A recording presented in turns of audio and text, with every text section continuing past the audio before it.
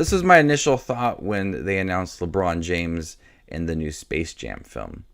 How dare you stand where he stood? Today I'm going to share with you guys my thoughts on Space Jam: A New Legacy. So let's get started.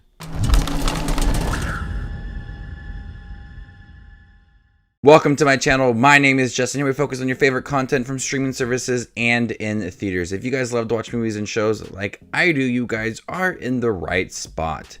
Question of the video: what other sport would you like to see the Looney Tunes take on in a movie? Comment down below with your answer, and there you can find out mine. Much like a lot of people, I grew up on Space Jam with Michael Jordan. That film was amazing. Watching it as an adult, it's not a perfect film, but it's one of those films that you just watch so much as a child that you just can't help but think it is perfect. It has flaws, of course, but it's still very enjoyable. Really good soundtrack too. And I was a little bit curious about Space Jam: A New Legacy with LeBron James. I really don't pay attention to basketball, but I do know that LeBron James is good at what he does. It seems like he's the right pick to play in a new Space Jam movie with how famous he is, and he's been in other movies before.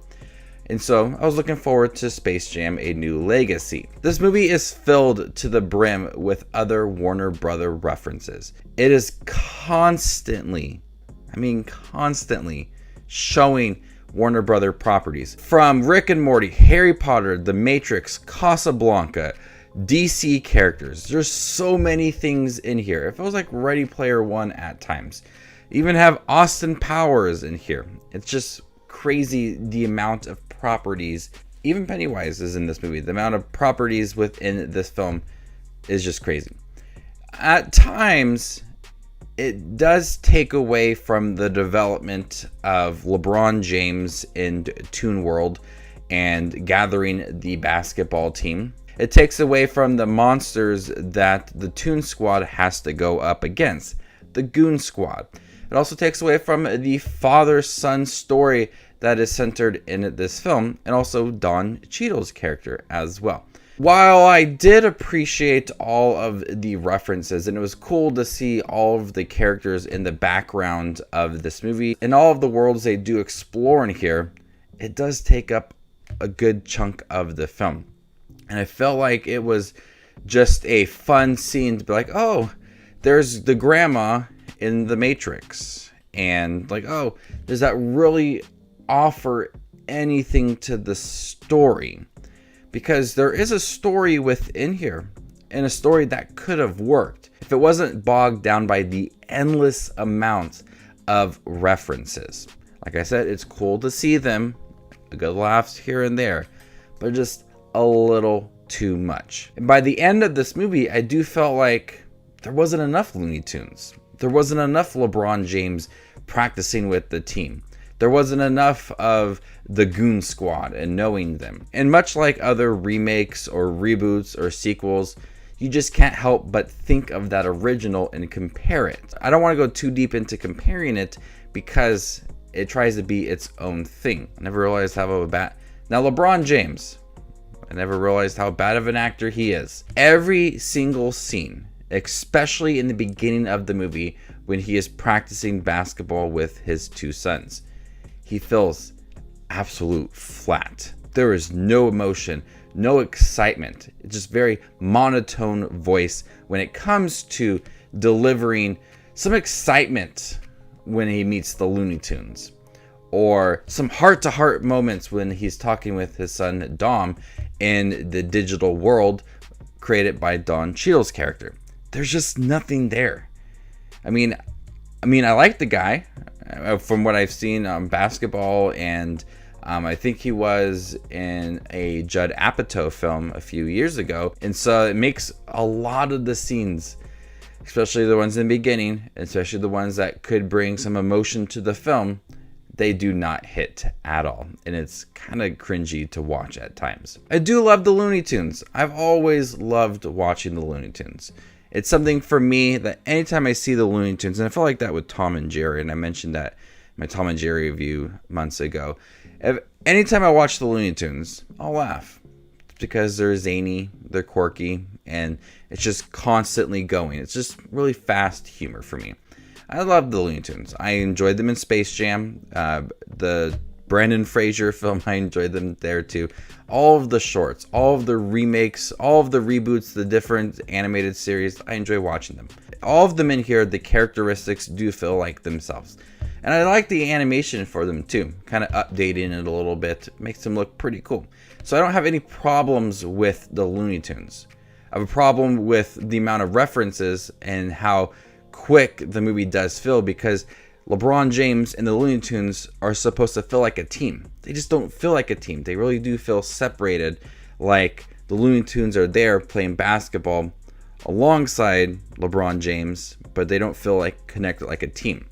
And then you have the Goon Squad, which seems really intimidating, and taking basketball players like Anthony Davis and creating monster versions of them.